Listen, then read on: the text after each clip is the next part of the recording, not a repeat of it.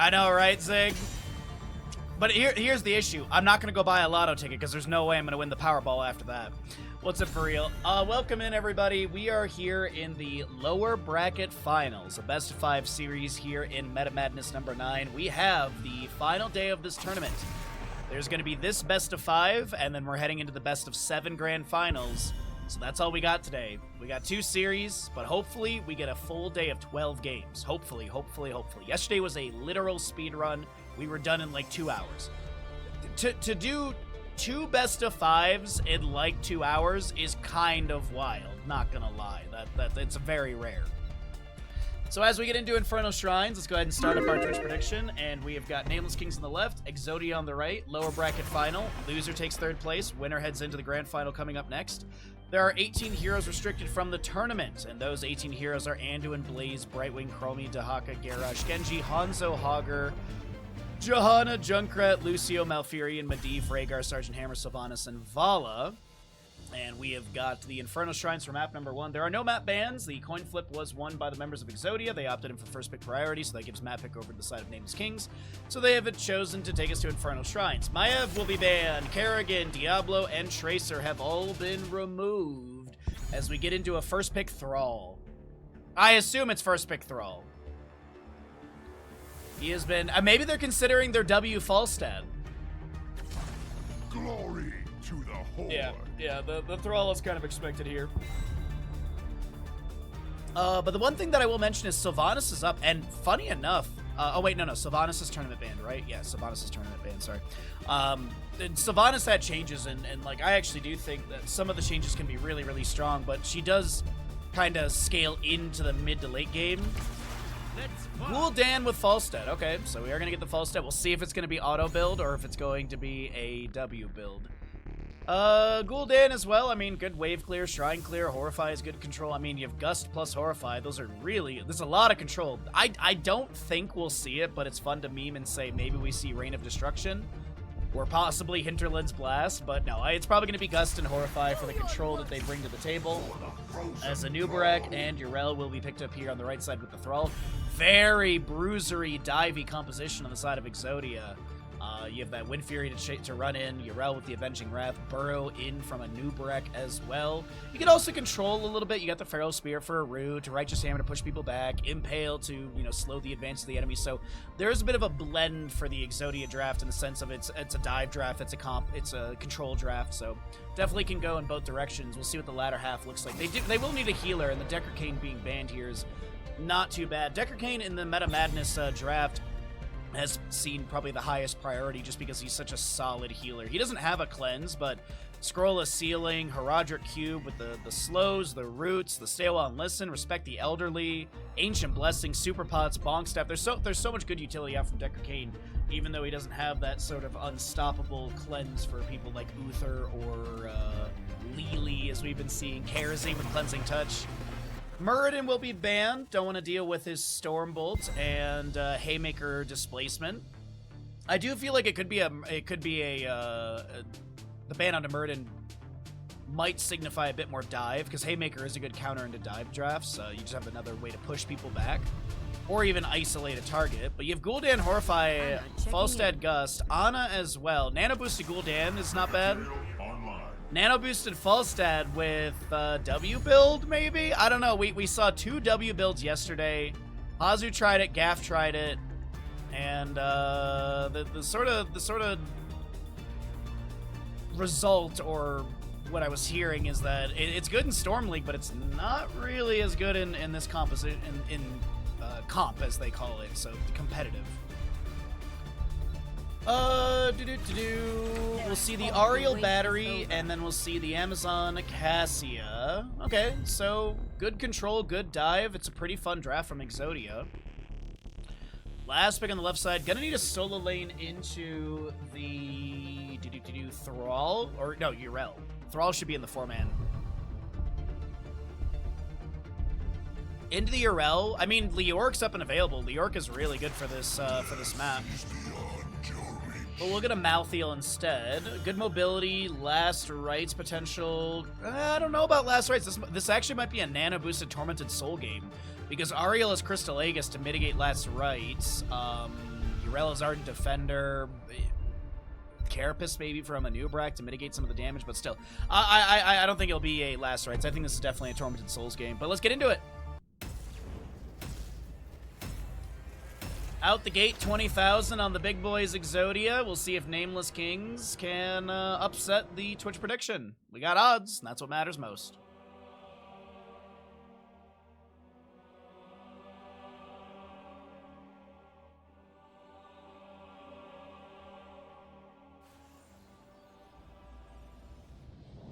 Alright, here we go into map number 1 in our lower bracket final. Left-hand side will be Nameless Kings, Tank on Gul'dan, Ubi, Malthiel, Opaka, Uriterial, Scorch, Ana, and our Falstead will be Ultralisk. Right side of the map is going to be the crew of Exodia. We'll see Porky on the Anubrak, Yasu playing that Ariel, Hazuabs will be on the Thrall. It is a Dino Cassia and Dayquaza Urel, as we'll go ahead and just pop that down. We don't know what the pause is for here, but we can at least just leave you in the game. You can see who's on what, and we can chill out here. We don't know the level 1s for a few characters. Kind of hoping we'd be able to see what Ultralisk goes into here. But maybe we have a tactical pause so they can decide what they want to pick when it comes to that level 1. They're mauling it over on the side of Nameless Kings. Now, looks like the ready comes out. Not sure what the issue was. Go ahead and pull back the stats over here, at least our infographs on the bottom of your screen. You know, minimap is 90% of the game. I feel like there was a pause and someone was like, oh, great time to go to the bathroom. Because that happens all the time, actually. Oh, I guess we're just chilling in a pause for the time being.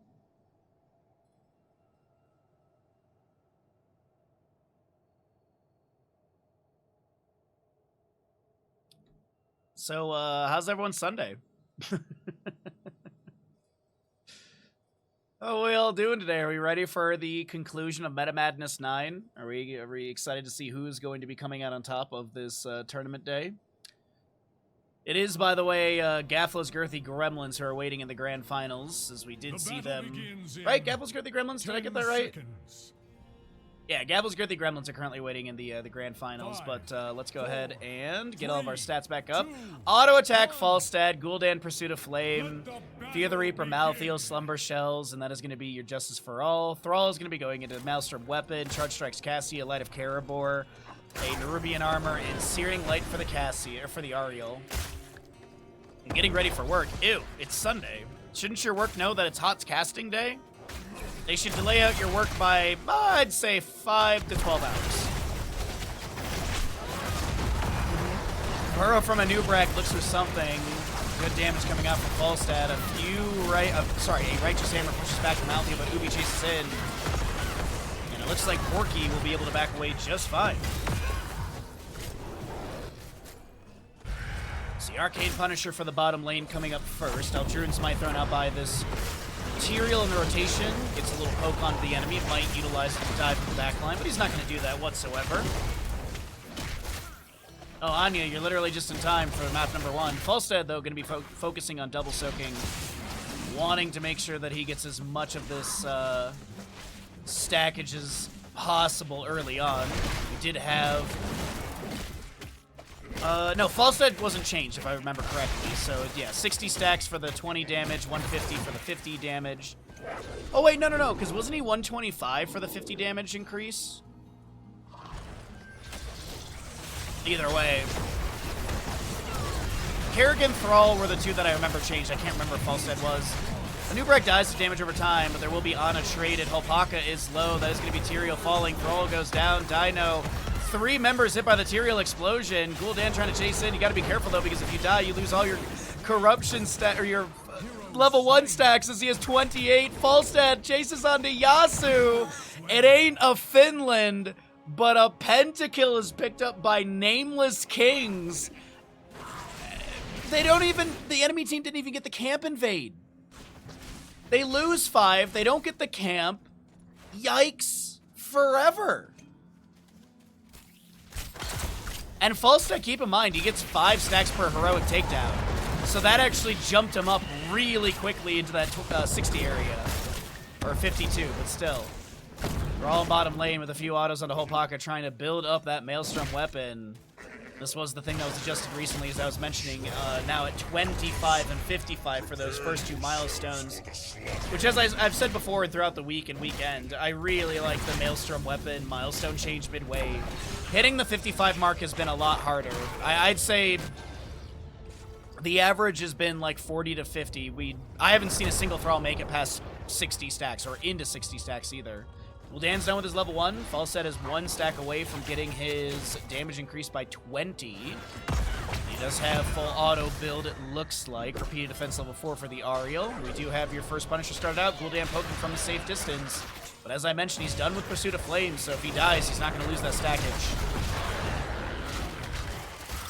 Full auto build. We have Swift Retribution for the Tyrael, by the way, from movement speed buff and the attack speed increased by 20%. 25%, sorry. The movement speed is increased by 20. Still making it a 145 movement speed buff in total, because it's 25 baseline plus 20 here. Hail from a new Brack to Tame Strike into the wall. A lot of damage onto Ubi here as we have more Fel Flames coming out as well. What's up, Damage Anik? Good to see you, bud. Benching Wrathen from Urel. This is looking like the objective phase is going to be going over the side of Nameless Kings. Ubi dives in once again. Aljurin's might thrown to the side. Tyrael jumps in for a few autos. The Arcane Punisher will be summoned. Falstad is just going to be managing waves. I mean, he wants to build up that stackage as quickly as possible. The next milestone for him is going to be 150, and he's a little past halfway there. Flank from Urel onto Gul'dan. He will be taken down, but of course, as I mentioned, he's done with his Pursuit of Flame, so he's not going to lose any of that stackage. And let me, I need to check something really quickly here, chat, so give me 1 second. Okay, that's fine. All right. I was checking an audio thing. Some audio seems like slightly louder today, but I'm going to go ahead and just box something on my soundboard, and we should be good. I feel like I'm yelling over it. Alright, well, the 10 talent tier is coming up soon. Let's go ahead and cycle through the other numbers. We've got that left side camp once again up and available. We know it happened before, and Orky is still going to step up. No, they're going to get the mark with Malthiel's Shroud, and it's a disengage right now. Next Punisher will be Mortar in the top lane. We'll be seeing that somewhere in the 7-minute mark in game time. Until then, we're going to see some siege into the bottom lane Fort Gate. Tyrael looking to step up with the Eldritch Smite into the minion wave. Impaler's getting a few more spears thrown in. Damage seems pretty good to take down Fort Gate and open things up. And by comparison, the siege is way better here from Exodia. But of course, with the triple kill, or sorry, the pentakill picked up earlier, this is going to be 10 talent tier by almost a level lead. Burrow from a new Brack. Orky looks for something. Dan pokes back with Fel Flames onto the wave and onto a new Barak. In the top lane to mid-rotation. Looks like Ubi was being harassed a little bit. Falstad takes advantage of that moment and will push up the wave onto the Fort Gate and take that down. And as I mentioned, it's Mortar Punisher in the top lane coming up next in about a minute and a half. So if won by the side of Nameless Kings, they've got a really good push setup here. Sanctification, Nano Boost, there's the Tormented Souls we talked about in Draft, Horrify, and Gust from Falstad, which were expected as well. We memed about Reign of Destruction, but yeah, I like the Tormented Souls pickup here. There's so many tools to mitigate Last Rites, and I think the Tormented Souls in the 5v5 is really strong with the Nano Boost as well as the Horrify comes out from the Gul'dan, the Nano Boost onto the Malthiel. He gets inside the Sanctification from Tyrael, and they take down the Thrall in trade with this Falstad. We do have Ardent Defender activated by the Urel, who wants to chase onto Scorch. The ball lightning from Cassia bouncing around. Volleyball has been played, and Ana does go down. A Nubrak burrows into this Gul'dan, who returns a Drain. And it looks like it will be a 2-for-1 in favor of Exodia.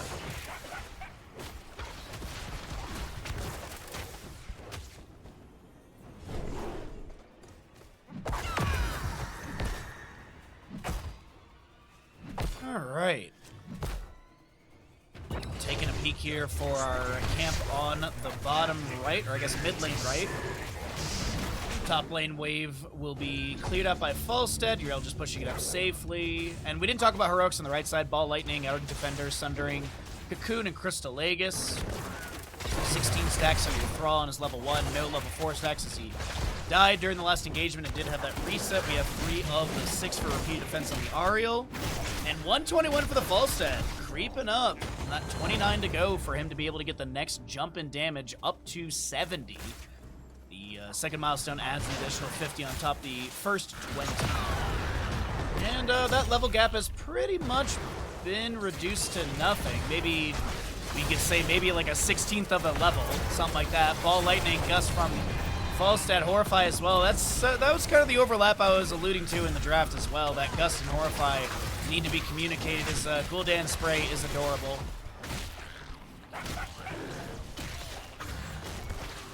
What's up, Moodier? Thank you, bud. I appreciate the kind words.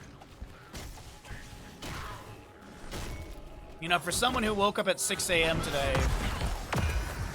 I'm doing pretty good talking.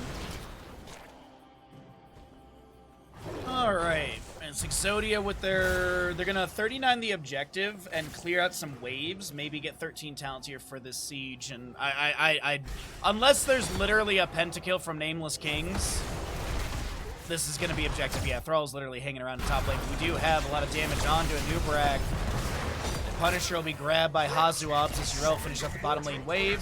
13 just rolling in, and now we'll see the rotation from Nubarak and friends onto the top lane fort area. Ultralisk, as I believe, has noticed Porky, who tries to burrow in. A few auto attacks, but Porky does have his Shadow Skeleton level 4, so he's going to be able to back away smooth and safely. Kate taken down. Punisher jumps onto Gul'dan as we do have Dehaka on the backline with a Righteous Hammer pushing this Falstad around. The Horrified from Gul'dan kind of just locks Yrel in place as she will pop Arc Defender at the end. The Torment and Souls from Malfurion.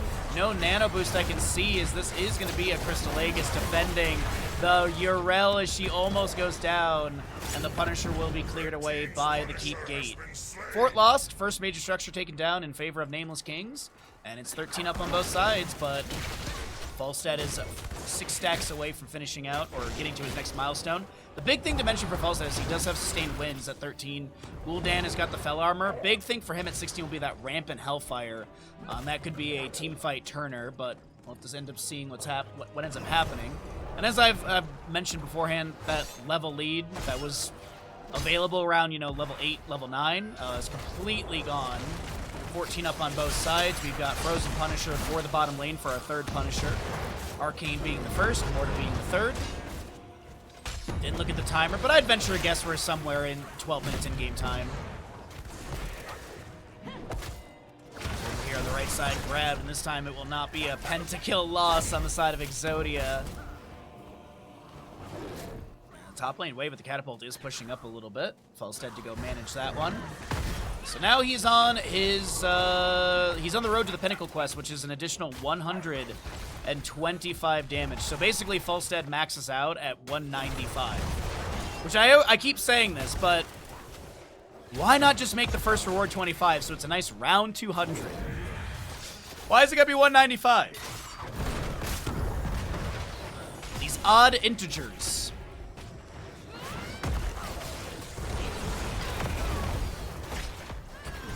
Hammer bonks into the Malfurion. Falstad rotating in. Hammering goes out. Decent damage on the Dehaka with the secret weapon. As well as that sustained wins. Gul'dan will rotate into bottom, start working on this wave, and 16 is going to be the big priority for the next minute and a half, I'd say. Getting to that level 16 before the objective. I mean, it's very doable. We haven't had the 30-second announcement yet, so it's all going to be fine on that one.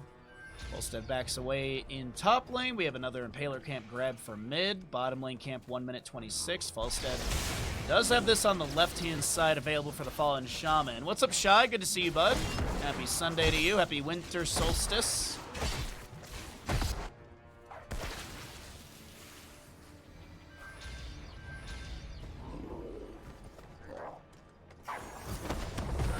Bell chilling in the bush with the Avenging Wrath charged up.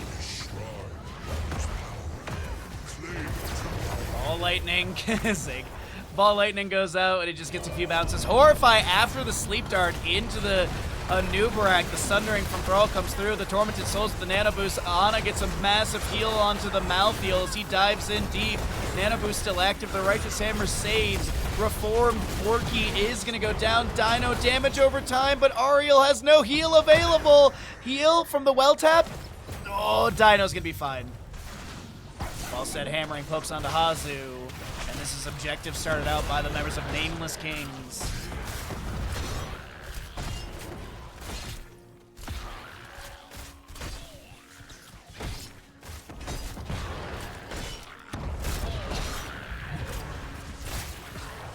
Alright, Urel clears out top lane wave. Falstad's going to come up here with Tyrael and maybe try and take down the fort. The issue is that the Fallen Shaman's already cleared out and there's no minion wave to really buffer here. There is one incoming, but I think realistically, Falstad gets this and then flies in to help the team siege. Self-cleanse onto Malfurion with the inevitable end as he wants to chase onto Hazuabs. The healing dart goes out into Ubi, but can't sustain the chase. Frost Novas from the Punisher do lock down this fort. Tyrael looking for a potential flank, and Nubrak obviously scouting that. Trunes might thrown in. Any teleport from Hopaka, indeed at the last second. Punisher jumps over onto Hazuabs. The Horrify connects onto Hazu and onto Yasu. Self-cast Crystal Aegis. Tormented Souls is there. Gul'dan is the one to be taken down by the Cassia. Ariel's going to be traded. Dino's so very low and will be taken down by Ubi. Now Dequaz on the left-hand side. Ardent Defender down for 35 seconds. And Urel falls. The triple kill picked up by Malfurion. Punisher will get a little bit of siege in bottom lane keep gate, but I think the call is mid lane forward or something.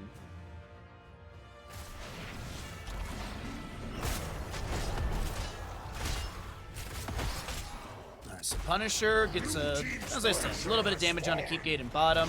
Falstad and top is going to clear out this wave. A 4-kill advantage on the side of Nameless Kings. Yo, Freaky, happy Sunday, bud. Welcome in. All the best people are here today. Thank you, everyone, for joining us. Great day of HOTS casting in the final day of this tournament. Lower bracket final right now, and up next is the best of 7 grand finals. 2 series for all of you today, and we're going to crown a champion in the last major tournament of Heroes of Storm for 2025, as we have a double kill come through on the mid lane. We're all losing whatever stacks he had on level 4. Nubrak falls as well, and this is mid lane fort to be taken down. I'd love to see a rotation into top lane, but they also could continue sieging into mid lane keep gate. I'm realizing right now they do have the next Punisher Arcane, the 4th one, coming through in mid. So some soft siege onto the keep gate might allow them to have the Punisher jump. Sorry, to be able to play off the Punisher jump. Gul'dan Fell Flames will take down the gate and one of the towers. A little corruption thrown out. A few more Fell Flames. Falstad, by the way, in top lane is still pushing with 248 stacks. Level 20 almost here. A level gap has formed, obviously. Minion wave inspired in the top lane, and this is going to be Dequaz stepping up, but forced back again by the auto attack damage of Falstad. I mean, this is what I was talking about yesterday. Like, people were saying. Someone was saying, like, oh man, like W build is like OP in Storm League. I'm like, but this isn't Storm League. Like, the auto build right now is, I think, probably the strongest for Falstad. I honestly, I haven't seen enough Q to really have an opinion on that one, but the auto attack build is the one that I've seen the most, and it looks devastatingly strong. We do have the 20s though. It is going to be Wind Tunnel. We do have the Haunt. We have the upgrade Reaper of Souls, which the cool new thing, it's not that new, but a while ago we had the upgrade where if 2 enemy heroes are in the Tormented Souls radius, it does not decay. Sort of like when D.Va does Pop and Lock level 20 if she stands still. Nano Infusion, and we have the Holy Arena for the Tyrael as we have one camp set up. Ana has another in bottom lane, and we're going to see a triple camp come out from the members of Nameless Kings with this next objective, which I think the announcement should be in the next 30 to 60 seconds. I had to switch to 480 because my internet... Well, I'm actually dropping frames too. I'm still dropping frames again today. I've already dropped 7,984 frames. I am also having issues on my end too. The Spectrum is having some issues with the storm up here this weekend. But it's been... They should be, in theory, they should just be little wobbles. Heroic-wise on the right, as the music has shifted, we do have your Titan's Revenge for the Cassia. Whoa! Word of Glory? We never see this. We'll talk about that in a second. It's going to be Windrush for the Thrall, which is good synergy with the level 1, Rewind to Nubrak, and Shield of Hope for the Ariel. Word of Glory. Increase the amount that Urel heals, so damage received from 50% to 75. Ardent Defender heals nearby ally heals for 100% of the healing received by Urel. Wow. I mean, Seraphim is, like, insane to pass up, but I've never seen anyone take that. Gust into the corner is huge. Horrify Haunt Gul'dan as we have the nano-boosted Tormented Souls. Crystal Aegis buys a moment. Yasu will be taken to... Oh, wait a minute. That Detainment Strike. Ubi's unable to chase in. No Finland onto Yasu, but that is going to be a quadra kill. Camp in top and bottom. Actually, camp and top lane, I think, just got cleared out, but mid lane is going to be pushed up. Malfurion left to finish out the objective, and Nameless Kings, they want this map 1 victory.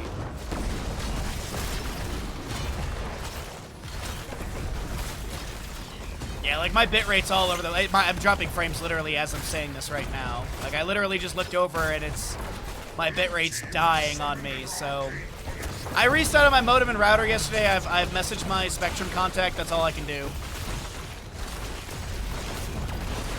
But what I do know is that this is going to be your mid lane keep taken down. Punisher hasn't even arrived at the core. Ariel is currently trying to backdoor in top lane. As the Punisher arrives, it is going to be Nameless Kings with a map 1 victory. And literally at the tail end of this game, I went from 7,000 drop frames to 11,000, so yeah.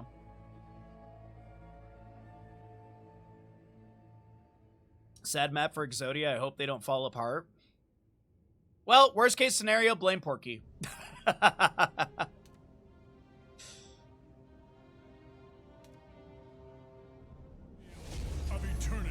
Alright, we are here ready to rock and roll into map number 2 in our first best of 5 of the day, and it is going to be our lower bracket final here in Meta Madness number 9. My name is Bahamut. On the right side, it is going to be the members of Exodia down in this best of 5 series in the elimination match to determine who takes 3rd place and who goes on to the grand finals. Nameless Kings did have a pretty controlled map number 2 just now, or map number 1 just now on Infernal Shrines. They start out with that massive pentakill on the camp and bait from the enemy and just kind of continued to hold throughout that. There were a couple little wobbles, honestly, from Nameless Kings. They did have a couple losses here and there in engagements, but overall, Nameless Kings did pretty much control a good 75% of that map. Whether it be through objectives, camps, team fights. There were some shining moments from Exodia. We'll see if they're going to be able to reel it back in here as we start up our Twitch prediction for map number 2 in this best of 5 series. We'll see a Muradin, Chen ban, going to get the Tracer, and is Medivh going to be banned away? Medivh is one of those heroes that can be played on just about any map. She's got great mobility. Umbral bind control is really nice. We did see a target ban onto it from Exodia in map number 1. And so in this map number 2, we're not seeing Exodia ban it out. So are they going to try and go for it, or do they just not feel like Medivh is a threat on this map? Diablo to be removed as well. Okay, so what is our first pick on the right side? Falstad's been played, because of course, you know, this is Meta Madness. The heroes that were picked and played in the previous maps are unavailable in this, the rest of the series. So we do have the Li Ming first pick on the right side. That's not too bad over there. You do have good poke potential, race from Li Ming, magic missiles and stuff. Imperius will be picked up with the Tyrande. Imperius and Tyrande together, stabbing and owling. That's not good. Stunning and stabbing. That phrasing works out a lot better. Stunning and stabbing. I do like a Scorched Tyrande. I'm a big fan of Imperius. ETC for a little bit more control, and an Uther as well. So, you know, Imperius goes in for the Celestial Charge, lands on the ETC. Uther's got the Hammer of Justice for the stun into that. Ban-wise, probably, I would say, either some sort of sustained damage dealer like Greymane Raynor, or even a solo laner on this map. I don't think Imperius is in the solo lane. I feel like he's going to be in the core 4, and it's going to be like a hyper carry situation on the left. I think it's going to be like 2 bruisers, main tank, and some sort of hyper carry. And that Tychus kind of leads me to believe that it will be exactly that. I don't think we're going to get a choke all as much as I want it. Tychus is just a solid sustained damage ban.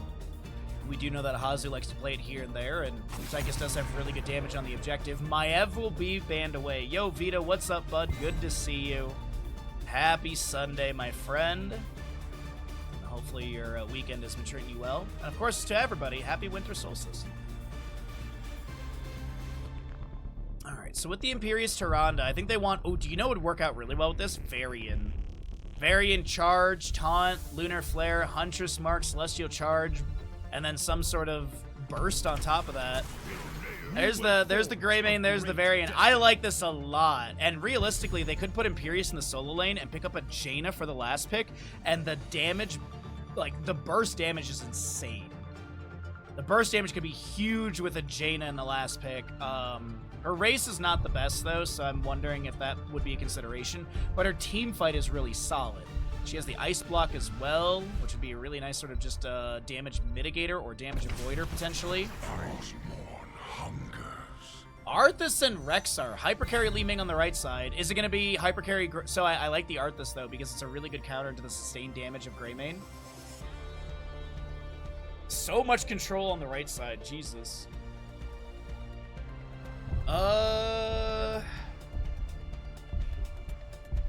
But here's the thing. Imperius and Greymane have good percent-based damage. Do they just go for another percent-based damager?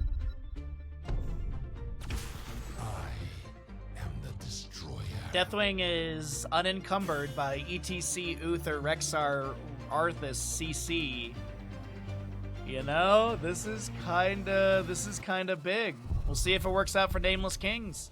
Let's get into map number 2 and find out how the series will unfold further. Oh, that's the wrong button. Hold on.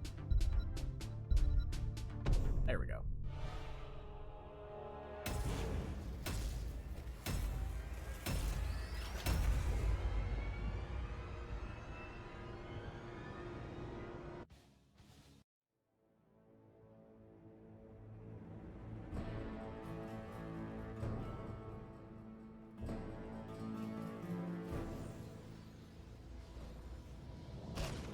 Left side of the map is going to be Nameless Kings. We do have Ultralisk on the Deathwing. Holpaka will be your Varian, Ubi, Imperius, Scorch, Tyrande, and Tank on Greymane. Right side of the map will be Exodia down in this best of 5 series with their Dayquaza Arthas, Yasu Uther, Porky on the ETC, Dino Li Ming, Hazu to play Rexar, and Misha played by Misha. Flare Rexar, Block Party, Rhyme for the Arthas, Aether Walker, Silver Touch. On the opposing side, we're looking at the Lunar Blaze. Oh, wait, hold on, Sentinel. How could I forget the Sentinel? Oh, first Sentinel hits from Nameless Kings. Impaling Light for the Imperius, Molten Blood, Deathwing, Varian with Lion's Maw, and Viciousness Greymane. As the frame drops today are just becoming so tediously annoying. Sorry, everyone. I wish I could do anything about it, but I can't. Thank you for bearing with me and still watching, regardless of the weird bit rates. Li Ming, little poke here and there. Another flare goes out. This is going to be Imperius in the top lane up against the Arthas, and Arthas with that Frozen Tempest is going to slow down the attack speed and movement speed of Ubi. So he's going to need to kind of play safe into all of that. Does have to tap well. We have a couple checks onto the bottom lane camp from ETC. As more Bolted Flames from Deathwing fly out into the wave. We have Varian charging in, but no taunt, of course, no level 4. Misha will get a charge of her own. Holpaka looks to back away. The Lunar Flare trying to create some space. Tyrande auto attacks, trying to get the heal out, and will be able to do so. Li Ming is unable to find an Arcane Orb to take down the Greymane in the end, and that is a clean disengage on the left-hand side with some well taps. And a few well taps on the right. Sentinel goes out, scouts out the bear on near the camp. Power slide in from ETC, but the Earth Shadow from Deathwing is going to count down to so many enemies. Varian looks to step up. Porky is getting low, and Greymane rolls into human form and will take down ETC.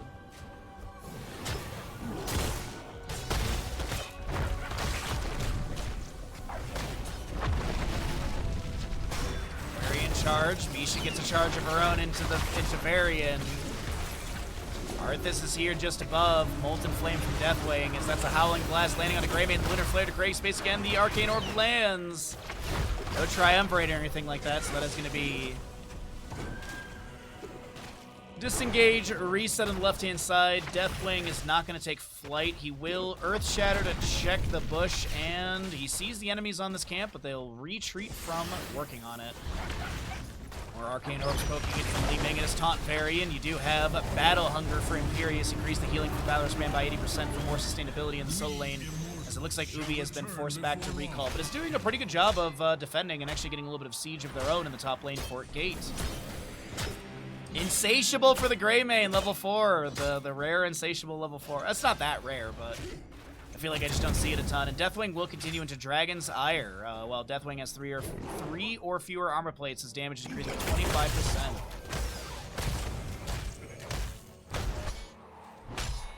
I shall purge your evil from this land.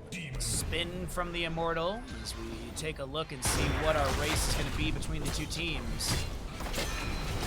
I kind of feel like it's going to be a little bit better race from Nameless Kings here, especially with the Hunter's Mark from Tyrande and Greymane sustained damage. A flare thrown out from Rexar for vision. The Immortal spin stuns the Imperious, and he gets locked down by Misha Charge. The Howling Blast from Arthas lands. The Lunar Flare's going to go out as well. Greymane diving in and around, but he needs to back away. Arthas is trying to chase down Hopaka. Misha Charge into Power Slide of ETC. Greymane has no way to disengage fast enough, and he will be taken down. A double kill picked up in this objective phase for the members of Exodia. And they're looking better here to try and continue things in this best of 5 series. They don't want to go into map number 2 or map number 3 down 2-0. Heading into map 3, I mean, it just becomes, everything becomes do or die at that point. At least if you go into a map number 3 with a 1-1 score, it's a little bit more, you've got that buffer still. And keep in mind, as I've mentioned, this is lower bracket finals, so it is elimination and third place congestion. Third place does have a small amount of money, as the Immortals have gone into race potential sides, and it looks like Howling Blast lands on the Greymane. He is going to use his Inner Beast, so it still has it active. Jumps in Worgen form, and ETC is going to try and block some of the incoming damage. Molten Flame from Deathwing through and on the objective here. Greymane Inner Beast is still active, very in charge. Taunt onto the Arthas. Lunar Flare connects to Celestial Charge. We'll follow that up. The Immortal on the left side so very low, and it doesn't look like Li Ming will be able to race this down. It is going to be Immortal picked up by the side of Nameless Kings, and this bad boy Alarian goes into top lane. Good boy Alarian goes into top lane. Arthas, by the way, going to be going to Frozen Waste at level 4. He's got 66 stacks on that. An Arcane Orb goes out, but Triumvirate will not find any value from that. It is going to be, by the way, Seeker level 7 for the Li Ming as Imperious is taken down by the Nexus forces. Honestly, I missed where he was. I assumed it's in bottom lane as Varian and Varian was down there as well, so maybe trying to push up with Varian and Imperious. Greymane is literally 1v3 right now. Varian comes in, cleanse onto onto Hazuabs, and I can't believe it. Hopaka's unable to chase in. Greymane, Gilnean Cocktail into the gate with a Dark Flight as well. Li Ming Arcane Orb going out, almost connecting onto him during all of that, but the fort gate has been taken down. Fort down to 50%. I do believe this is the end of the siege that we'll see from Nameless Kings. Thus ends my assault on hell. Celestial Charge onto Dequaza in this bottom lane, but Imperious does not sustain the pressure. And Firestorm for Deathwing. Reduce the cooldown of Deathwing landing abilities by 2 seconds. When Deathwing lands, it drops 7 meteors near the landing area, dealing 96 damage to enemies hit. Heroes hit by the meteors reduce Dragonfly cooldown by 25 seconds. I once played in an ARAM where we had a troll Deathwing who took this level 7 and literally just kept landing on the enemies and taking flight. Landing on the enemies, taking flight. And someone on our team was like, bro, the Deathwing is broken. It's like, read talents. There's this thing where you can push the tab button and see all the information that you need. Reading is hard, though. You know, reading is hard for a lot of people. Lunar Flare lands onto Porky. There's going to be a Hunter's Mark as well. Porky trying to back away. Deathwing is unable to sustain that chase. And now Misha blocked, running through the Lava Burst, and will be taken down. Inner Beast from Greymane active. Hazuab's taking some poke damage. Hopaka rotating up, charging onto a minion. Power Slide from ETC. Magic missiles going out. Taunt onto ETC as well. Porky trying to back away. Greymane needs to Razor Swipe to the left-hand side as the Immortal phase. Number 2 is going to be up and available here in the east-west positions. Defensive sides, by the way. So we see Axis on the right, Shield on the left.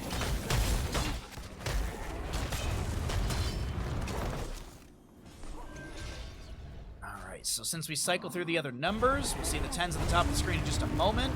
Deathwing trying to push up the wave a little bit and get to that 10 a little bit faster, but it's going to be nearly the same timing for the 10 talents here. Slightly faster on the Exodia side as they do have the extra kills.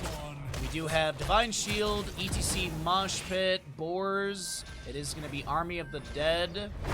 Li Ming, I assume, is Disintegrate, indeed. Bellowing Roar, Wrath of Angiris, Curse Bullet. We got Starfall from the Tyrande, and Varian. We'll see if he goes Warbringer or... He's going to go Warbringer, so he's going to charge every 4 seconds. And he can charge to his allies as well. That noise you're hearing in the background, that's the Seeker from Dino. You do have Falling Shaman at bottom. Impaler camp in top lane. Imperius and Rexar will show in bottom. Still 4v4. Arthas will show in top. That's the green light to start racing on the Immortal.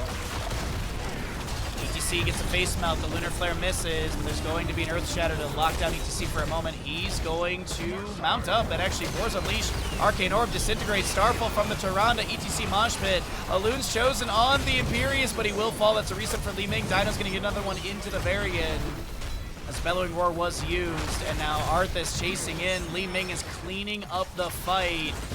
And that is going to be a quadra kill. Deathwing backs away, and that is an unfortunate quadra kill in favor of Exodia. Nameless Kings back away and lick their wounds as Arthas pushes up a wave onto the fourth gate of top.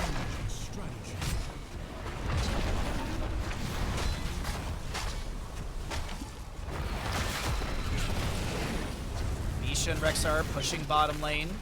Some more siege in top as the transition of the Immortals will happen. During that time, though, there is going to be a couple respawns for Nameless Kings. But Exodia should get the Immortal. And that'll go into bottom lane, I think. Last I saw was, yeah, way more healthy. Haunted Arthas, though. Earth Shatter from Deathwing. Nice cleanse from Uther. Mitigates that Earth Shatter stun. Misha caught by Celestial Charge and taken down. So the Immortal heads into bottom lane with a very hardy shield. Arthas is still chilling in top.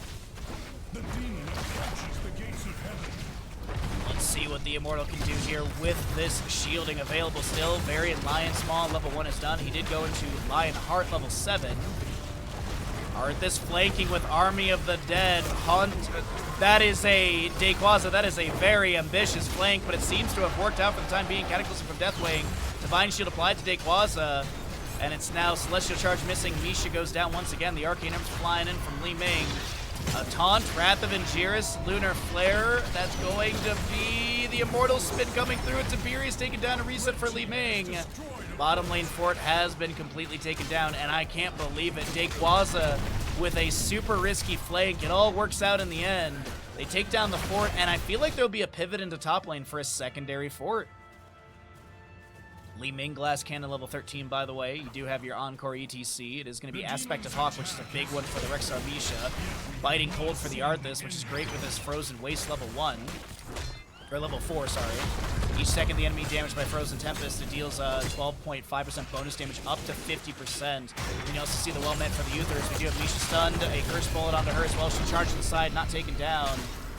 Honestly, I can't believe they couldn't even get the Misha kill right there. That is unfortunate. But nearly a 2-level lead is formed. Top lane fort being pressured, but we'll see if it will be taken down.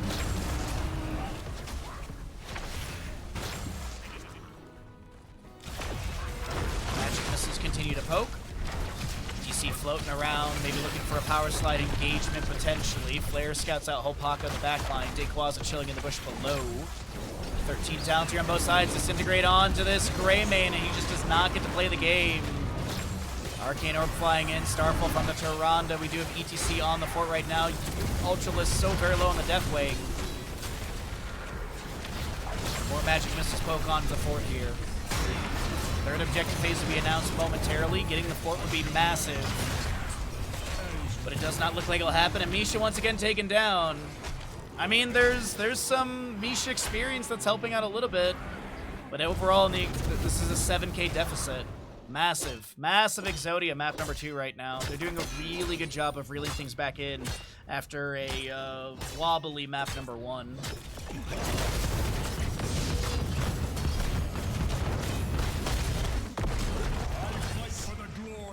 Alright, so Mortals have gone onto defensive sides. Red on the right, blue on the left.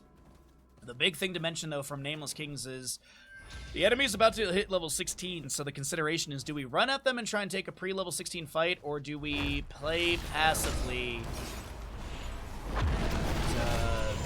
play defensively? A lot of damage on a Dehaka, CC potential, but he'll be fine. Able to back away. Greymane gets a bottom lane camp. Rexar Misha push a wave into the top, and it does seem like this is going to be 16 given to Exodia without any contest in a fight. That top lane fort is definitely going down. I don't think anyone's going to be able to rotate into that fast enough.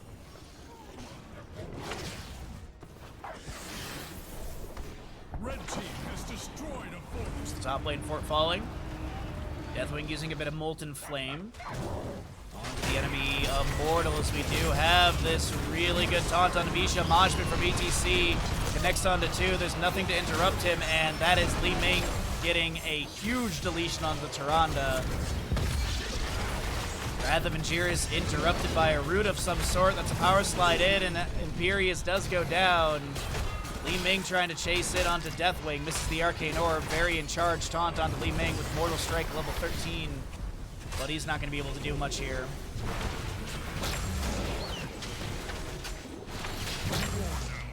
I move to new ground. Well,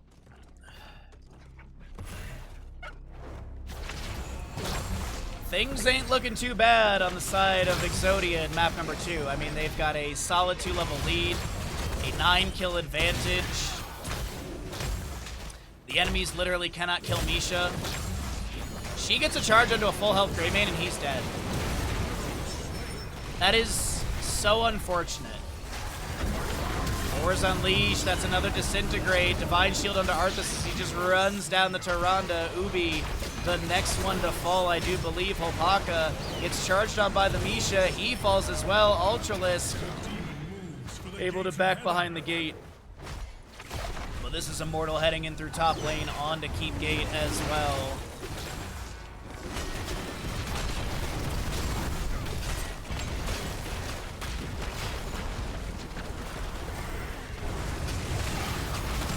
They're going to take down Ultralisk.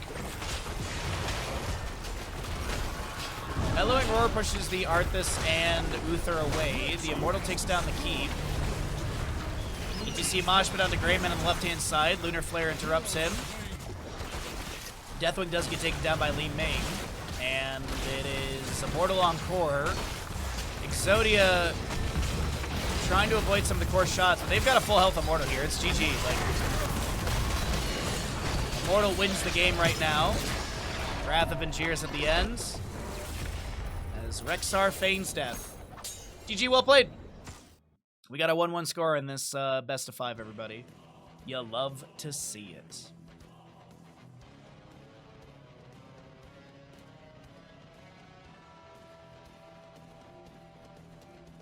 All right.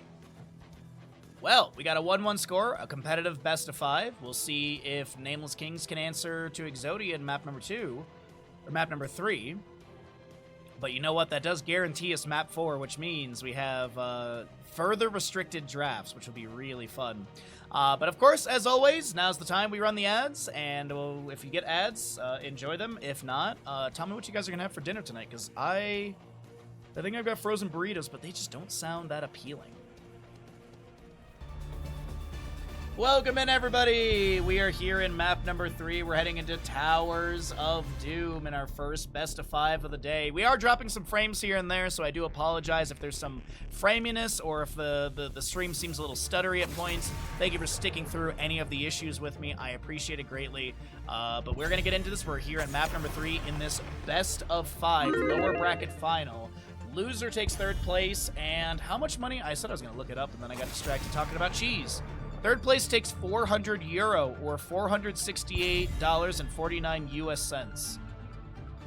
Well, this is an EU tournament, so pretty much everyone is an EU outside of, I think, 2 players, maybe? Porky and I think, like, 1 other. And I think Porky is currently subbing in for Exodia today, as Bad Benny is IDK Ware. We are getting through the bans quite quickly for Towers of Doom. The members of Nameless Kings will ban out the Tracer Vikings. We have a Medivh and Kerrigan on the right banned away by Exodia. Ready for action. And Muradin will be first pick. Gouda cheese? Gouda is really is great. I'm like when it comes to burgers, I'm a Swiss cheese guy. Or if they have like a good sharp cheddar that is an American craft singles, I'm down for that too. But we can talk about cheese more after Towers of Doom as you get your gambles in and I take a look here and see we have a first pick Muradin. Tank pool is starting to get a little limited. We will see an Abathur, someone go re-wake up Ninja with a Leoric as well. Okay, alright. So Abathur, Leoric. Double Soak is really good. Wave push from Abathur, Hat, and Locust is not too bad either. Muradin first picked. What do they want to lean into on the side of Nameless Kings as well? Healer-wise, like, Stukov is still up. Something to double soak against the Leorc, like Zool isn't too bad. Zool actually is a really good wave clear. Okay, so my assumption, Nameless Kings, they're gonna be hyper carry Zool Jhin. They'll get something like a Zool to wave clear against the Leorc, because I actually think Zool has got such good wave clear. His summonables are really good to push up into the fort gates as well. It gives Leorc more to clear. Zeratul being banned away. Interesting call right there. I didn't think we were going to see a Zeratul. Because I still think it's just going to be a standard healer and then some sort of solo laner. I guess Zeratul can double soak pretty decently. I mean, his cleave is really quick for wave clear, great to cleave. At level 1 is nice to hit the entire wave really quick, and then you can basically chunk the wave and get a few autos to clear that out and make the rotation. Stitches. I don't hate the Stitches ban. As I said, I assume this is just a hyper carry Zool Jhin. But let's see, Cassie has been played. Lily can be picked up. May can be picked up. So I'm just thinking about the blinds into the Zool Jhin. The Deckard is phenomenal as well. I love Deckard through and through. But I feel like with Zool Jhin, you want something... I don't think they will, but Morales would be actually really great for stim onto Zool. Could be a Karazim, but then that's May can block some of his incoming damage. Stukov is still up as well. Excuse me. No way! Stop! Stop it! Stop it! You are kidding me, dude. You are kidding me. Hold on, I gotta screen cap this for Lard. Lard will appreciate this. Hold on, I gotta make a screen cap and I gotta send this to my friend. Where is Lard? Where is Lard DMs?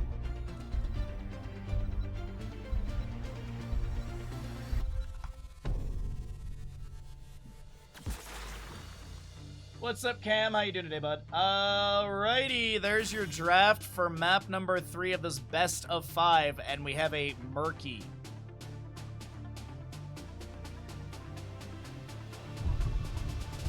We have a Murky. Why do I feel like the Murky is literally gonna backdoor onto the Abathur and kill him? Why do I have that feeling?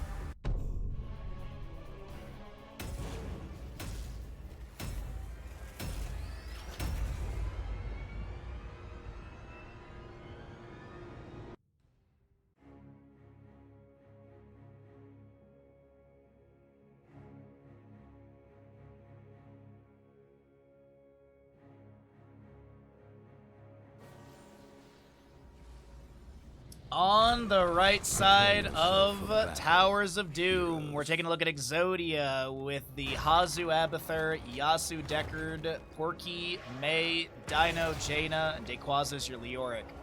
Left side of the map is going to be the crew of Nameless Kings. You got Tank on the Zarya, Ubi, Murky. We've got a Scorch, Whitemane, Holpaka, Muradin, and Zool Jhin to be played by Ultralisk.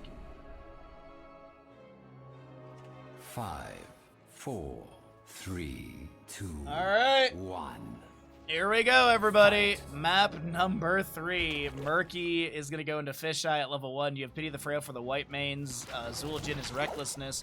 Dwarf Block Muradin, and together we're strong for the Zarya. Pressurized Glands on the Abathur. Jaina with the Fingers of Frost. Sapphire Decapade. Leoric with his Consumed Vitality. And a... Oh, I always blank on this one. It's not Black Ice, it's the Ice Storm for the May as Porky backs away with the icing out. I am just, like, I am reeling from this. By the way, this is fisheye value right here. You can actually see the edge of the vision for Murky. So you can see it's basically the entire... Oh, Dinos, I mean, they can see that they have the little red dot over their head. So they know the egg is somewhere around. They were checking right here, but it's literally on the other side of the wall, which is comical to me. Meanwhile, this right side camp is going to be stolen away. 3 sappers make it in. They take down 1 tower in the side wall. And it is the members of Nameless Kings. And Leoric will get the top lane camp. Minion wave shoved in the fort gate. Leoric wants to clear things out, so that way Murky doesn't get the clear onto the sappers here. Charge in, Murky gets maced to the back, and he'll be taken down. Technically first blood, but it's only a quarter kill. Excuse me, wrong button. There you go. Only a quarter kill for the Murky as he is respawned and is back into it. Have they not... Do they really not see the... Oh my god. Even as they're sieging in, they can't see the egg literally right there. That is so... It's so funny, dude.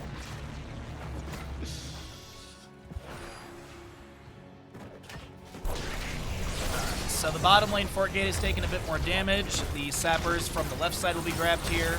May goes in with the icing, storm bolted as he tries to back away. Borky is low. 1, 2, 3 sappers make it into the center gate, which is a bit unfortunate.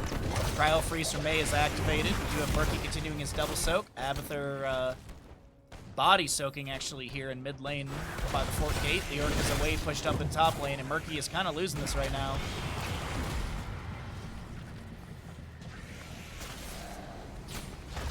What a lad, yeah. Speed barrier for the Zul'jin as he's going to tank a tower shot or two. Drop his health down a little bit. Activate his Amani Resilience. Drop down his health even further. Going to use Rejuvenation for a moment. Muradin Dwarf's House over the wall. The Stormbolt is there. And that actually was the drop in his health right there. I think he did not activate it previously. So we have the Orc in top lane up against the Murky, still just shoving in and making Murky's life miserable. This is Abathur going for the channel on the right side. Leorc is going to get the left. Abathur will be seen, and Murky can't make it over there quick enough. Leorc can be delayed. Whitemane will get the center. And Murky just literally needs to delay till the allies can rotate up here, and they will. Leorc has to back off, and it is going to be an 8 shots into the core of Exodia.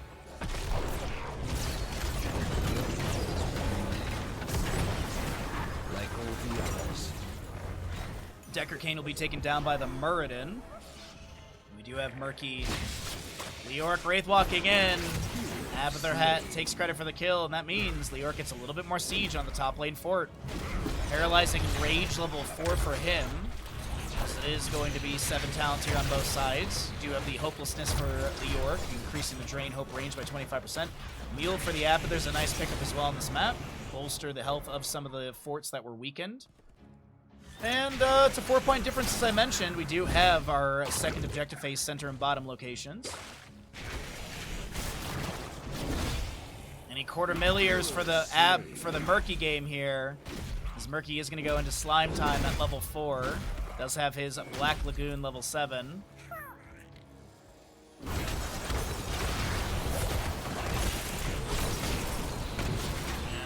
Ultralisk is a little bit low. Keep in mind, if Zul'jin dies, he does lose stacks now. Healing debuff. But Zul'jin will not be taken down. Muradin Dwarf Toss. No Stormbolt. Murky dies to Abathur Hat again. Yeah, but Zul'jin, by the way, if he dies, he loses 3 stacks. And it's 3 from this number, or 15 from, if we were to be taking a look over here. So it'd be 15 off of the 77 currently. But you do not lose milestones. And Zul'jin has already hit his first milestone, so he has the 1.1 range increase. Level 10s are coming up. 5 minutes is in. You hear the boss laughing in the background as that time signature. As he does spawn at the 5-minute mark. Jaina puts a little bit of damage. Zul'jin answering back with a few axes of his own. Excuse me. Barrier applied to Ultralisk, looking to back away. Haraja Cube with healing debuff. There's going to be a cleanse from Whitemane with the intercession. Meanwhile, Muradin Dwarf Toss in the back line. Zul'jin is getting low. The Abathur Hat may take down Zul'jin. The Zeal mark from Whitemane is good. The barrier applied. And now it's Porky trying to back away. The crowd freeze is active, but that still is auto attacks coming in.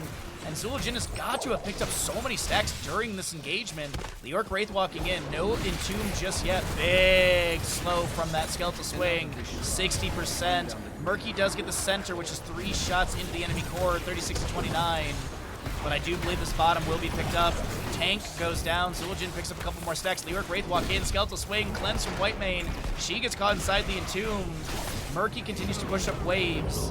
And Jaina gets the bottom lane channel. 31 to 29. A 3-point game. A 2-point game, excuse me.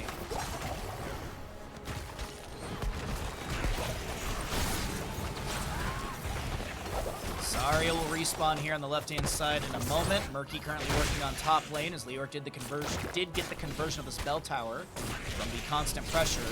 Let's talk about heroics here as Leorc is still, no one is still found this frickin' egg. It's wild to me.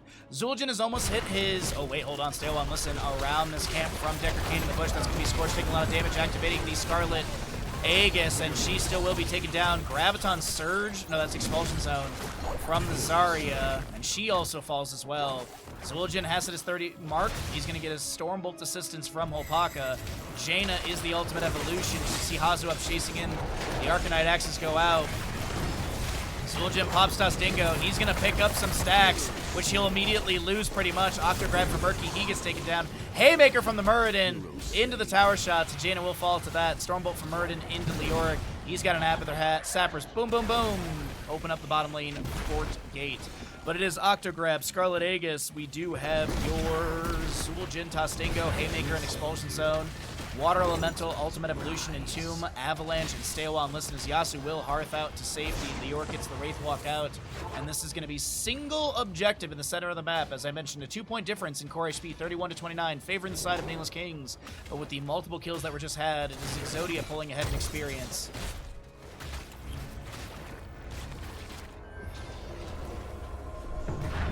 I don't think you need a cap at the end of that, Dark Shear. I think that's like... The time is now. That's like a true statement. Expulsion Zone pushing people around. Haymaker pushes Dyna to the side. She'll pop a Cryo Freeze, and Jaina still gets taken down. Sorry, improved Ice Block. Zul'jin going for the channel. Will be interrupted, I believe, by the Mei. Murky's still unable to get this top lane fort re-controlled in their favor. But the shots make their way in. It's going to be a 31-26 game, a 5-point game at this point. Bottom lane bell tower being worked on by the enemies of Nameless King. Icing in from the clone of Mei. Cryo Freeze activated as well. Hanzo up's clone. Not going to do too much here. And Zul'jin, by the way, the stacks he lost from his death are already being picked back up to 34. 13 talents here on the right-hand side. Murky trying to not let these sappers over the wall in top lane. And Leoric wants to get the shove in. We'll see if he manages to do that. I think we can stick around in this top lane for a little bit, but it might be 3 sappers over the wall, honestly. Iguaza's just been shoving this lane, and Ubi has been struggling up against Leoric. Done with his level 1, so there's that. And 1, 2, 3 sappers make their... Oh, wait. 1 sapper over the wall. I think Murky was trying to pull them, like, back into the lane somehow. I mean, well, there is stuff going on elsewhere on the map, but I mean, don't you want to see Leoric body a Murky? Murky does manage to clear 1, but the other sapper makes it over the wall, I do believe. So 2 shots make it in. And we're to a 3-point game again. 29-26 as the camp over here was invaded. Muradin dwarf tossing in. Stormbolt piercing into Jaina through Mei. Yeah, that's a good expulsion zone. Avalanche to push back the enemy, but no one caught inside. Leoric rotating in and 2 misses. Scarlet Aegis from White Man activated. Big armor for 4 seconds, 40 armor, big healing as well. That's Ancient Blessings from Decker Kane, and Zul'jin is going to get a lot of axes donated to Yasuo. Murky at the Octograb. Ultralisk has to utilize that Tastingo, but will be taken down immediately afterwards by Leoric. Murky and Muradin want to take down the Jaina, but Muradin is not going to be able to do so, and that is a... Finland! As Jaina will get the bottom lane channel, and Abathur Mule is going to be MVP in this moment, getting a good chunk of healing onto this bottom fort, as that is 5 shots into the left core, and we've got a 2-point game, 24-26, but the members of Exodia lead.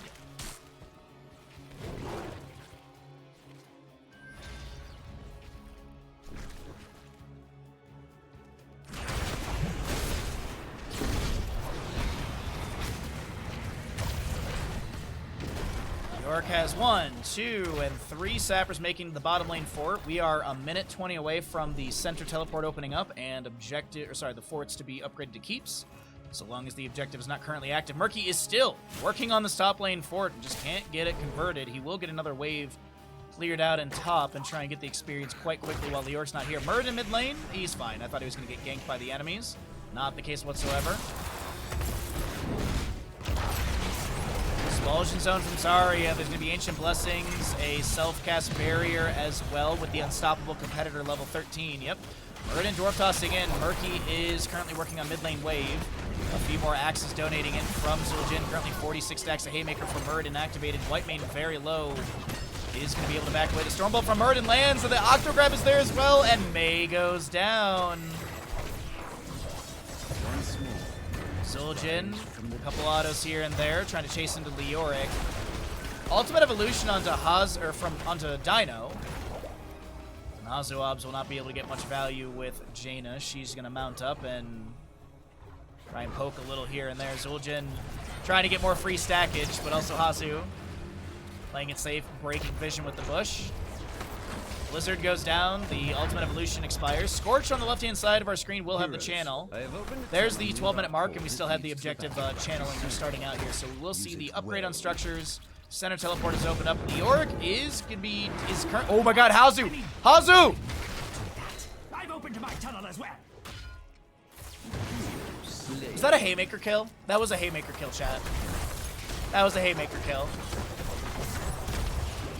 Be swift. Do not. Haymaker kill. Alright, so center is grabbed. It is a barrage of 9 shots plus boss. I believe that was all 3 objectives. Yeah, because they still have 24 HP. So that is a total of 13 damage. 3, 3, well, yeah, 3, 3, and 3, and 4, yeah. And top lane Bell Tower finally gets converted back over to the side of Nameless Kings. But here's the thing, they're going to lose bottom lane during that time. Murky grabbing a top lane camp. He does have his Toxic buildup as well at level 16. 17 to just about, actually 18 to 18 almost on both sides. This bell tower got a good chunk of experience on the right side. And Murky is going to get the last 2 minions in this wave. Maybe, no, he's just grabbing the experience, okay. Still no one has discovered this egg. Sappers in bottom lane. The Orc looks to Wraith walk in. Ominous Wraith roll focus for the damage debuff and Skeletal Swing reset or cooldown reduction. Murky looking for a flank here. Calling it out to his allies. He will be scouted by a Toxic Nest from Abathur. Try and have a little 1v1 up against Mei over here. And we do see a little bit more damage on this bottom lane keep. So the Orc steps up. Top left and right bell towers are up and available. Thank you, Ashmantle, for the clip. Try and remember to highlight that after this game while we're giving Bandit his dental treat. But it's an 11-point game. In favor of Nameless King, Skeletal Swing, Murky bubbles up, Murden able to just kind of walk out of the blizzard from Mei.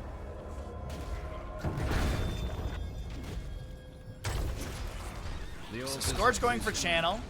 There was an Abathur Toxic Nest that might have seen the Abathur, or the Murky egg. And Murky does go down to Abathur. Wherever that may have been, honestly, I was not looking at the minimap. But it's 9-point game, 19 to 10. Boss is up in 3 minutes and 7 seconds. Muradin dwarf tossing away from the enemies that we're trying to dive on him a little bit. Our towers assail the Ravenlord. Heroes. Murky dies to Jaina in the mid area. I think he's just trying to harass a little bit here and there while the allies are working on bottom lane keep, but it's going to be Dehaka. Avalanche to the side. He did get a barrier right before this, but he is looking like he's going to be deleted. Lens from Whitemane. Haymaker onto the Deckard Kane. Does Muradin have a Dwarf Toss to get out over the wall? Nope. Jaina has the big old burst. Scorch now caught inside the Entomb. Stay a while and listen to Zarya and the Zul'jin as Whitemane looks to back away. Big healing debuff onto Zul'jin. Will he get Tostingo to back away? He's going to try to. He gets a barrier from Zarya. The Orc Wraith walks in and... that is so unfortunate. Abathur pressurized glands, or sorry, his symbiote spike burst, I believe, is what had the splash onto Zul'jin right there. Let's take a look really quickly. Oh, no, it was a stab. The spike burst came through, but it was the stab for the 48 overkill. Nicely done, Hazuab's Abathur.